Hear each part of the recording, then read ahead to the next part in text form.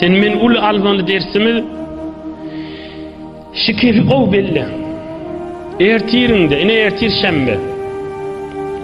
Bula bir belli bir zat. Bir neçe adamlar var yerin yüzünde, milyon hain sallar var ertiye kalacak gelir. Bu elbette belli zat. Ertiye kalmaya bir neçe adamlar gidecek. Münglerçe adamlar. Aham şu sözü eşitleyen, şu mübarek kıssanı eşitleyen, şunu fikrinde olsun.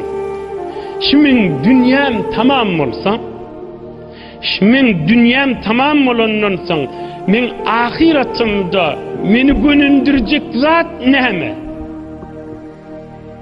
Şu dünyam tamam olandan, men ahiretimde bana yarak olacak, bana kömekçi olacak, bana yoldaş olacak zat neme? Şun fikrini bolmalı. Vaktin geçirmeliler.